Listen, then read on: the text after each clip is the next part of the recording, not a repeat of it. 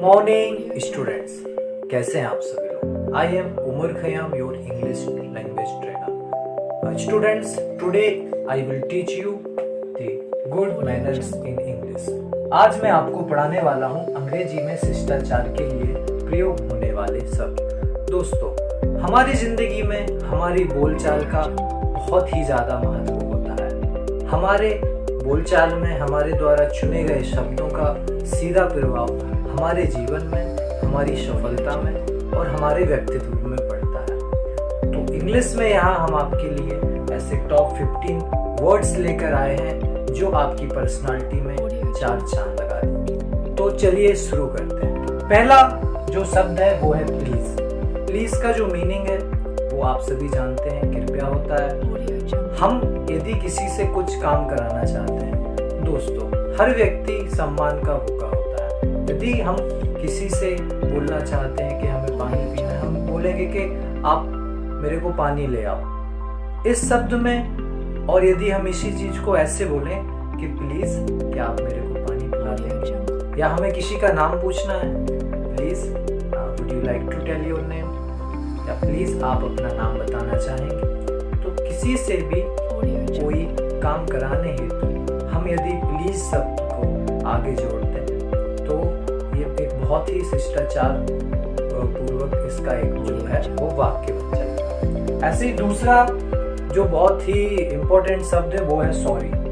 हम सभी ने जिंदगी में कई बार सॉरी बोला हुआ होता है और हम लोग सॉरी सुनते हैं। दोस्तों, आज के युग में कोई भी व्यक्ति परफेक्ट नहीं है। हमसे भी गलतियां होती हैं, हम जिनके साथ रहते हैं उनसे भी गलतियां होती हैं। यदि हमें कभी भी लगे कि हाँ, हमने ये छोटी बड़ी कोई हमसे गलती हुई है, तो उस पर बहस ना करें, आर्ग्यूमेंट्स ना करें।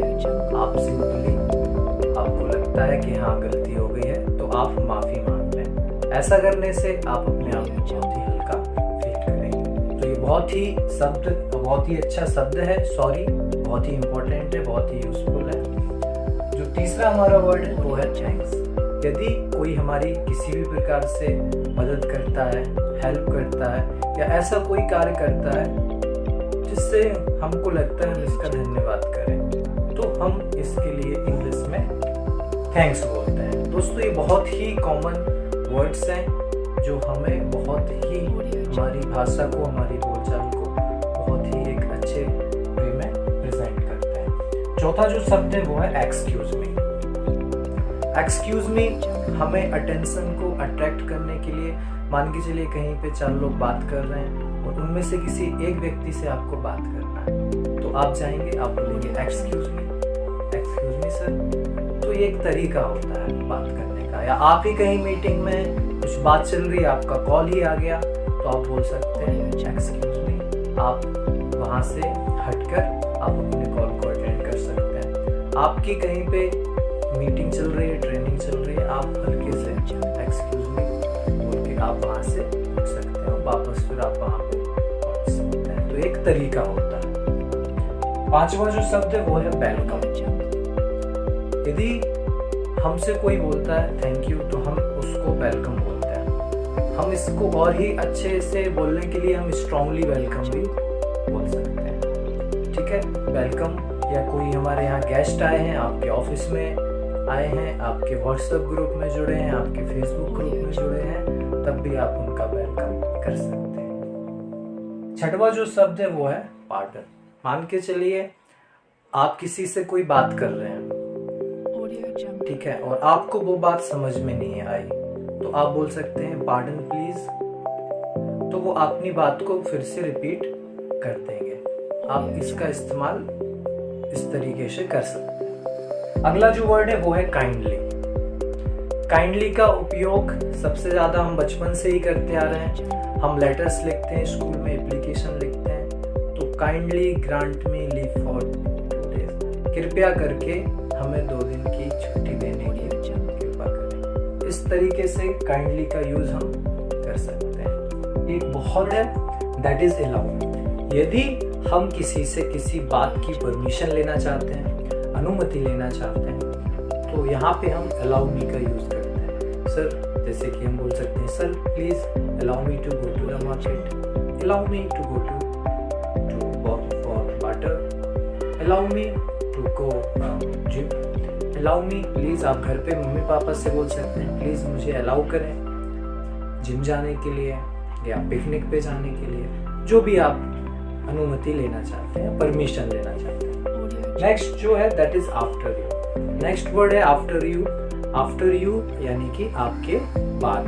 यदि आप कहीं भी इस वर्ड का इस्तेमाल करना चाहते हैं, मान के चलिए कहीं पे कोई खाना खा रहा है और उस समय आप पहुंच जाते हैं तो वो बोलते हैं आइए बैठिए खाना खा लीजिए, तो आप कह सकते हैं after you I will take it, मैं आपके बाद ले लूंगा, आप कंटिन्यू करिए। इसके बाद जो वर्ड है that is all right. That is all right यानी ठीक है, एवरीथिंग इज ऑल राइट, बढ़िया है। यहाँ पे भी आपको इस शब्द का इस्तेमाल करना है, दैट इज ऑल राइट। यदि आपको बोलना है हाँ ठीक है, यदि कोई आपसे पूछ रहा है कि ये कैसा है या उसने कोई काम किया हुआ है, हाउ इट इज, सो आप बोल सकते हैं दैट इज ऑल राइट। इसके बाद जो नेक्स्ट वर्ड है वो है नो मेंशन। नो मेंशन यानी कि कोई बात नहीं, ठीक है कोई बात नहीं। यदि आपको इस तरीके से इसका बोलना है कि कोई बात नहीं, तो आप बोल सकते हैं नो मेंशन। यदि किसी से कोई गलती हो जाती है जनरली तो हमसे माफी मांगेंगे, सॉरी बोलेंगे कि हमें क्षमा कर दीजिए, तो आप बोल सकते हैं नो मेंशन, कोई बात नहीं। माई प्लेजर, यदि आप किसी की मदद करते हैं, किसी की आप हेल्प करते हैं, कोई काम करते हैं, वो आपको थैंक यू बोलता है तो आप बोल सकते हैं इट्स माई प्लेजर। इसके बाद आता है जो वर्ड वो है as you wish. As you wish जैसा आप चाहें। यदि आप किसी व्यक्ति को आप बोलना चाहते हैं कि आप जैसा चाहें, जैसी आपकी मर्जी या जैसी आपकी इच्छा, तो इंग्लिश में एज यू विश का उपयोग होता है। Next forgive. फॉरगिव मीन्स होता है माफी मांगने के लिए, स्पेशली इसका जो है वो यूज होता है। फॉरगिव मी, जैसे आप किसी से, आपसे कोई गलती हो गई, आप बोल सकते हैं, आप इसके साथ प्लीज जो मैंने बताया, प्लीज जो ये वर्ड है, प्लीज भी आप जोड़ सकते हैं। आप बोल सकते हैं सर प्लीज फॉरगिव मी, तो इसका अर्थ हो जाएगा कृपया आप मुझे माफ कर दीजिए। जनरली फॉरगिव का यूज जो है वो माफी मांगने के लिए किया जाता है। यदि आप किसी और के लिए गलती की माफी मांग रहे हैं तो आप बोल सकते हैं प्लीज फॉरगिव मी। इस तरीके से भी आप इसको बोल सकते हैं। नेक्स्ट जो हमारा लास्ट वर्ड है इट्स फाइन। यदि आप बोलना चाहते हैं ओके इट्स फाइन, ये सब बढ़िया है, ठीक है। यदि कोई आपसे कोई प्रतिक्रिया पूछता है हाउ इट इज, ये कैसा है, तो आप बोल सकते हैं okay it's fine, okay thank you. तो आज हमने पढ़ा गुड मैनर्स, शिष्टाचार में उपयोग होने वाले शब्द। दोस्तों जैसे कि मैंने आपको शुरू में ही बताया, हमारे जीवन में हमारे द्वारा बोले गए शब्दों का बहुत ही ज़्यादा प्रभाव पड़ता है। शब्द या तो आपको किसी के दिल में बसा सकते हैं या दिल से आपको निकाल भी सकते हैं। तो हमेशा आप ऐसी वाणी बोलिए जो सबके मन को भाए, ठीक है।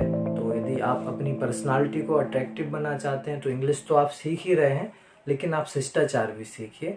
इससे आपके जीवन में बहुत ही अच्छे जो है उसके परिणाम आपको मिलेंगे। तो दोस्तों आज की क्लास में इतना ही। हमसे जुड़े रहने के लिए, हम पर विश्वास करने के लिए, हमारा उत्साहवर्धन करने के लिए बहुत बहुत धन्यवाद। Stay motivated.